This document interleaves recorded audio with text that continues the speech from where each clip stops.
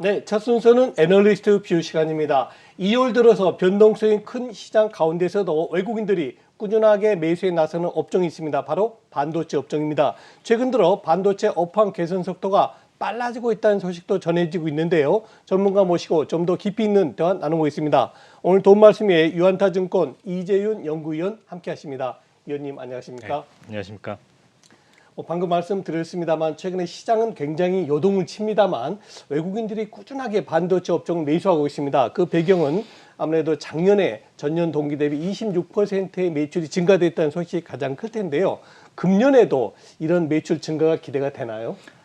일단은 올해도 충분히 이어질 수 있는 그런 상황인 것 같고요. 네. 물론 이제 좀 우려할 만한 부분이 없는 건 아닙니다. 왜냐하면은 그 지난 2년 동안 코로나로 인해서 이제 좀 발생했던 그 코로나의 반사수혜를 받던 그런 전방 산업군이 있거든요. 그래서 그런 것들이 이제 좀 수요가 꺾인다고 하면은 좀 영향을 미치겠지만 지금 현재 전망되고 있는 거 기준으로 보면은 올해도 충분히 그 글로벌 반도체 매출액은 사상 최대치를 찍을 거고 그 성장률이 관건이 되겠죠. 근데 그렇죠. 지금 현재로서 전망되는 거는 못해도 최소한 10% 이상은 충분히 성장할 수 있는 그런 상황인 것 같습니다.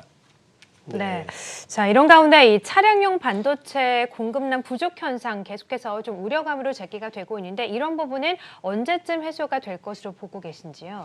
일단은 그 관련된 기업들의 그 투자가 그러니까 캐펙스, 그러니까 투자 활동이 작년부터 되게 기하급수적으로 늘어나기 시작했고 올해도 그거보다 더 많은 캐펙스를 투입을 하고 있는 그런 상황입니다. 그렇기 때문에 작년에 그런 역대급으로 투자한 그 캐파 증가분이 올해 하반기부터는 좀 물량으로 많이 이제 나오게 되면서 공급 부족이 어느 정도는 해소될 수 있지 않을까 이렇게 생각을 하고 있습니다. 그래서 물론 이게 또 최근에 이제 좀 돌발 변수가 이렇게 그 국제 정세나 이런 것들이 이제 또 돌발 변수로 작용을 해서 좀 지켜봐야 되는 변수는 아직 남아 있지만 일단은 기본적으로 작년에 투자된 거 기준으로 봤을 때는 올해 하반기부터는 비메모리 반도체, 특히 이제 12인치 파운드리의 공급 부족은 해소가 될 수 있다. 그렇게 이해를 하셔도 될 것 같습니다. 네, 그렇군요.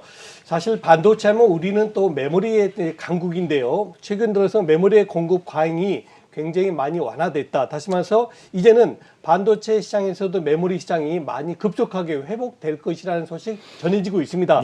자, 과연 삼성전자와 SK하이닉스 어느 정도 세일 볼 수 있을까요?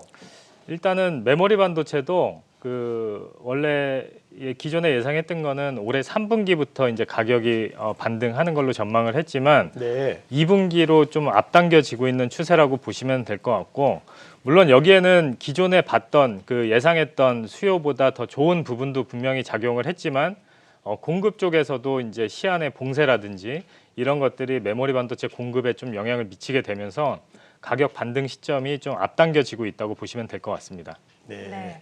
자, 그러면 또 인텔 관련해서 질문을 안 드릴 수가 없는데 인텔의 행보가 또 무섭거든요. 파운드리에 공격적인 또 투자를 하는 등 여러 가지 대응 방안을 모색하고 있는데 우리나라 반도체 산업에 어떤 영향을 줄 거라고 보세요?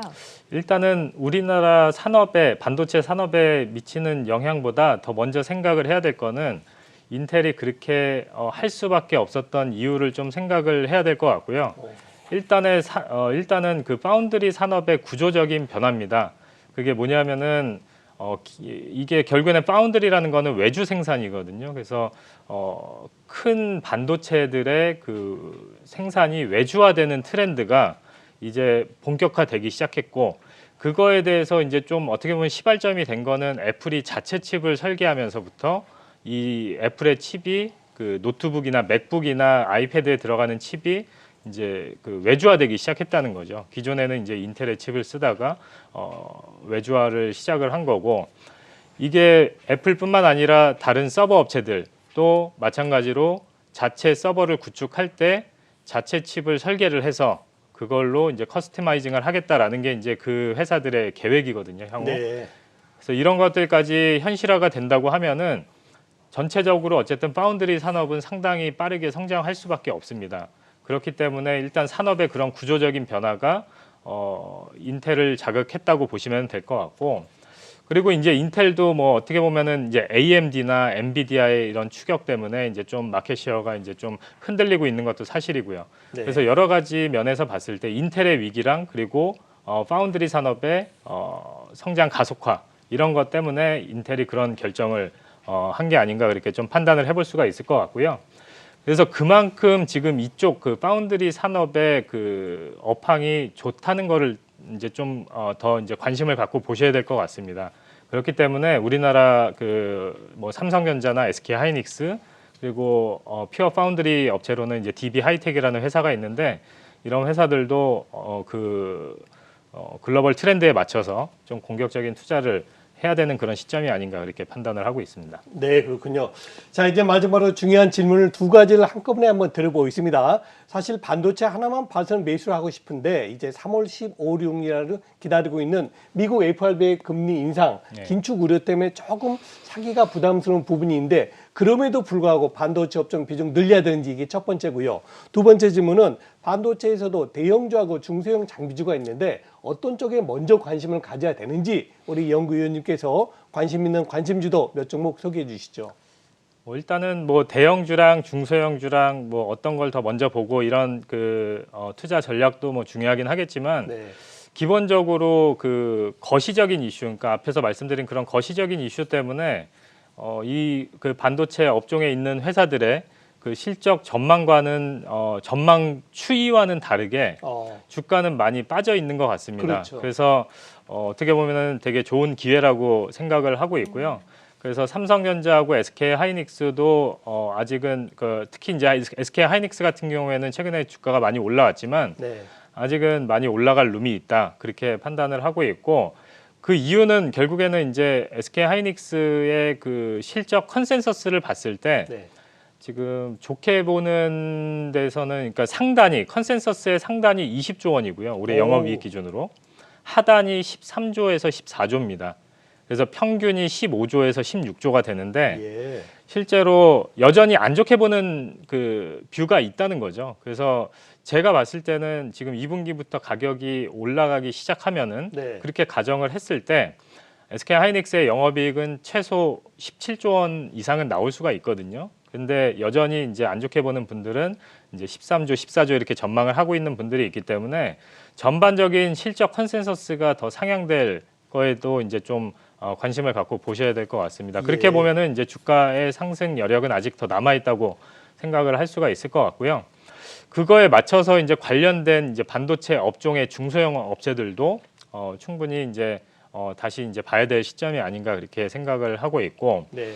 작년 말부터 이제 우리가 시장에서 얘기를 했던 거는 SK 하이닉스의 캐펙스는 21년 대비 늘어난다라는 거였고 반면에 이제 삼성전자의 그 메모리 반도체 캐펙스 같은 경우에는 네. 작년 대비해서 줄어든다가 이제 시장의 그 컨센서스였다고 보시면 될 것 같습니다. 그렇게 보면은 작년 말부터 이제 SK 하이닉스의 그 캐펙스 관련된 회사들은 상대적으로 견조한 주가 흐름이 그러겠죠. 이어졌던 거고요. 그게 이제 지금까지 있었던 현상이라고 보시면 될 것 같고 반면에 이제 삼성전자의 메모리 반도체 캐펙스에 관련된 회사들은 주가가 상대적으로 지지부진했겠죠. 네. 그래서 저는 이제 근데 이제 기본적으로 지금 이제 우리가 생각해야 될 거는 삼성전자의 메모리 캐펙스가 작년보다 올해가 줄어든다고 하면은 내년도에 실제로 수요 대응이 상당히 어려워지는 그런 걸로 추산이 되거든요. 네. 그렇기 때문에 결국에는 메모리 캐펙스의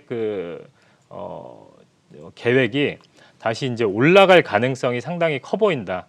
그리고 이제 장비 발주 모멘텀도 상반기에 좀 많이 집중이 돼 있습니다. 삼성전자도 그렇고 SK 하이닉스도 그렇고 상반기에 좀 많이 집중돼 있는 경향이 있기 때문에 발주 모멘텀이 상반기에 집중돼 있는 데다가 올해 연중에 이제 그 연간 캐펙스의 눈높이도 올라간다고 하면은 예. 충분히 이제 주가 상승 여력이 많이 남아 있지 않은가 그렇게 좀 생각을 해볼 수가 있을 것 같고요.